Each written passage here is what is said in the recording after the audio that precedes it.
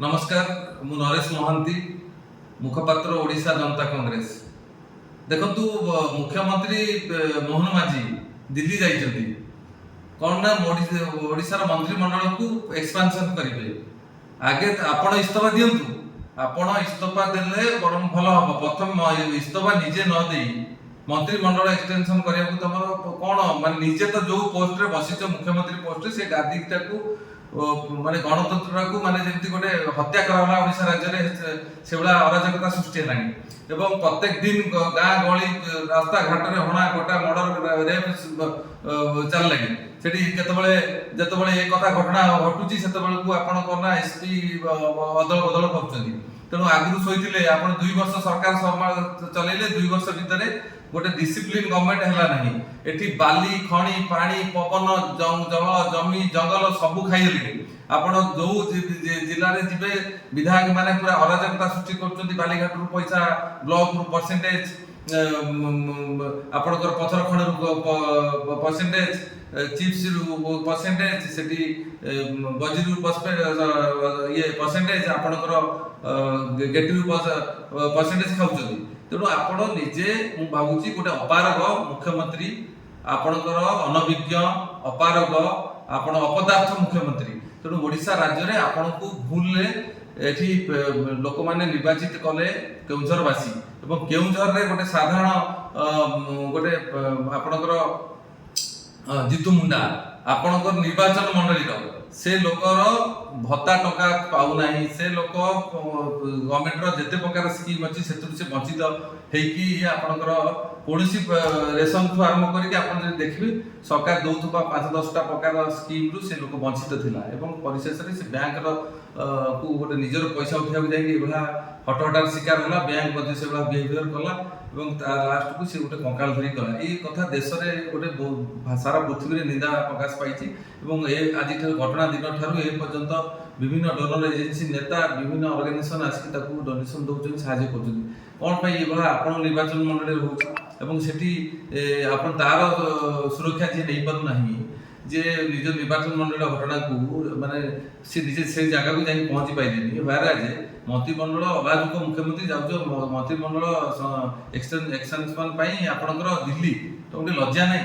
तेणु गोटे गोटे बेहिया मुख्यमंत्री एथुर आगे प्रथम इस्तीफा दियो तमे प्रथम बदलिया सरकार एथरे आमे माने समस्त डिमांड करछन्ती ओडिशावासी डिमांड करछन्ती प्रथमे ओडिशा राज्य तमे बाहर तापरे मंत्री के हबो कोन हबो से तो खाइ गेलेनी आउरी खाइ जिबे फेर मंत्री जे हबो से खाइबे। तो प्रथम निजे जाइसार से जगटार गरिमा तमे नष्ट करूछ। मुख्यमंत्री पदटा को तमे मिसयूज करूछ। मुख्यमंत्री आपण जोता पिंचंती निजे 1.5 लाख टका रे आपण मिसेस जोता पिंचंती 1,30,000 टका रे आपणकर चार्टर्ड प्लेन नै अनुकूल जाउचंती चार्टर्ड प्लेन नै कि झारसुगुड़ा जाउचंती। आपण को एते खर्च करे अधिकार देला कि कोन पई गरीब राज्य ओडिशा सेतरे आपण गोटे धनी राज्य रो आसीचंती आज आपणकर गरीब रो दुख जानि पारुनांती आपण गरीब को सहायता करी सिखि नांती ओडिशा लोक भाव बळ को संगे आपण छलना करचंती। तेणु आपणकर कोनोसी 5 मिनिट अधिकार नाही आ से गादी रे बसिया पे आपण प्रथम इस्तीफा दियंतु नले आपण इस्तीफा दाबी समस्त ओडिशावासी करिवे। हो मोहन बाबू मु प्रश्न करछि आपण मते उत्तर दियंतु आपण कोन पई 1.5 लाख टका जोता पिंदिबे।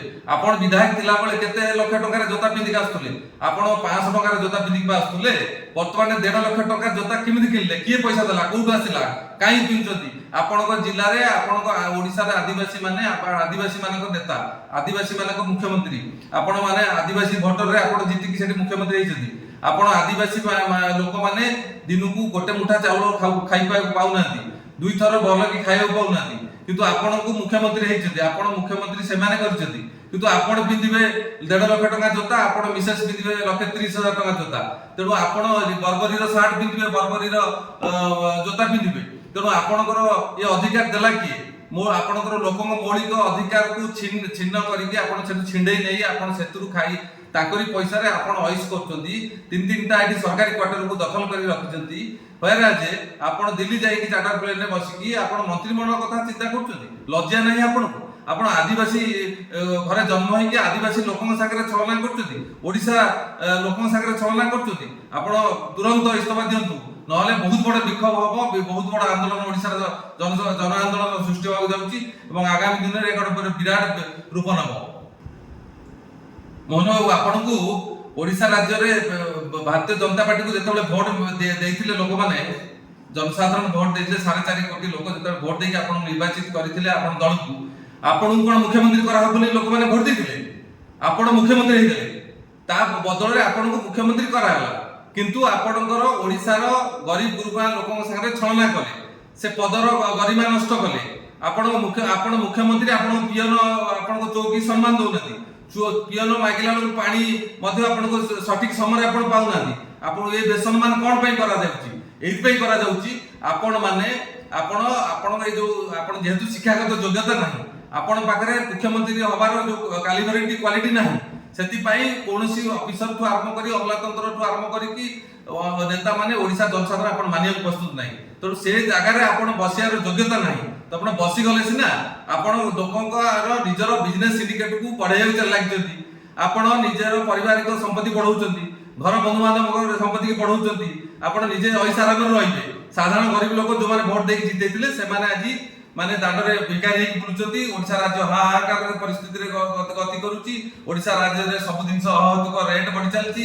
ଓଡ଼ିଶା ରାଜ୍ୟର ଗୋଟେ ଶାନ୍ତ ସରଳ ରାଜ୍ୟ ହେଇକି ମଧ୍ୟ ନିରୀହ ଆଦିବାସୀ ହରିଜନ ମାନଙ୍କର ରାଜ୍ୟ ହେଇକି ମଧ୍ୟ ସେମାନେ ଆଜି ମାନେ ଲ ଆଣ୍ଡ ଅର୍ଡର ସିଚୁଏସନ ଏତେ ବିଶୃଙ୍ଖଳା ସୃଷ୍ଟି, ଆଇନ ପରିସ୍ଥିତି ଏତେ ଖରାପ ହେଇଗଲାଣି, ଦିନରେ ଝିଅ ବୋହୁ ରାସ୍ତାଘାଟରେ ଚାଲିବା ପରିସ୍ଥିତି ବନ୍ଦ ହେଇଗଲାଣି। ମାନେ ସେମାନେ ଆଉ ଚାଲିବାକୁ ବି ଡରିଲେଣି। ରାତିରେ କୋଉଠି ରେପ୍ର ଶିକାର ହେଇଯିବେ, କୋଉଠି ଦିନରେ ଫାୟାରିଂର ଶିକାର ହେବେ, କୋଉଠି ମର୍ଡର ହେବେ, କୋଉଠି କଣ ହେବେ। ତେଣୁ ତାକୁ ଆପଣ ସୁରକ୍ଷା ନେବାରେ ଆପଣଙ୍କର ସେତିକି ଅଙ୍କୁଶ ଲଗେଇ ପାରୁନାହାନ୍ତି, ସେତିକି ଡିଜି ପୋଲିସ ଉପରେ ଆପଣଙ୍କର ପ୍ରେସର କରିପାରୁନାହାନ୍ତି, କି ଓଡ଼ିଶା ପୋଲିସ ଉପରେ ଆପଣଙ୍କର ହକ୍ ନାହିଁ, କିଛି ନାହିଁ। ଆପଣ କାହିଁ ସେଠି ବସୁଛନ୍ତି? କିଏ ବସେଇଲା ଆପଣଙ୍କୁ? ଯଦି ବସିଲେ ଫୁଲ ବର୍ଷ 2 ବର୍ଷ ବସିଲେ ବହୁତ ପଇସା କମେଇଲେ, ଏବେ ସେ ଗାଦିରୁ ବାହାରି ଯାଆନ୍ତୁ, ତୁରନ୍ତ ବାହାରନ୍ତୁ, ନହେଲେ ଆପଣଙ୍କୁ ଧକ୍କା ମାରିକି ବିଦା କରିଦିଆ ହବ।